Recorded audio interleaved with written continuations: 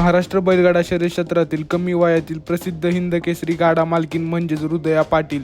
हृदया पाटील ह्या दीपक शेठ पाटील यांच्या कन्या आहेत. हृदया पाटील ह्या चिर्ले उरण इथे राहतात. हृदया पाटील ह्या वयाच्या 12-13 वर्षाच्या असल्यापासून बैलगाडा शर्यत क्षेत्राचे बारकावे त्यांच्या कानावर पडत होते. सुरुवातीला दीपक शेठ पाटील यांच्या दावणीला महबूब नावाचा बैल होता.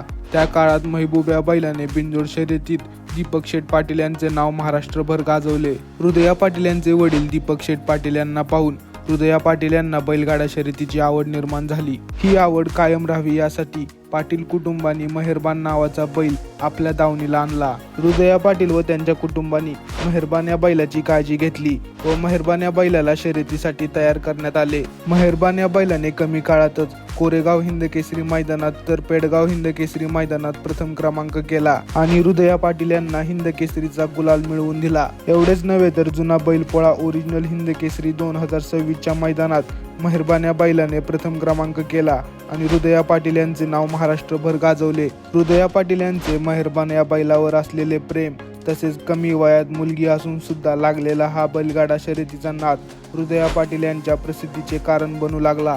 म्हणूनच महाराष्ट्र बैलगाडा शर्यत क्षेत्रातील कमी वयातील प्रसिद्ध गाडा मालकीण म्हणून हृदया पाटील यांना ओळखले जाते.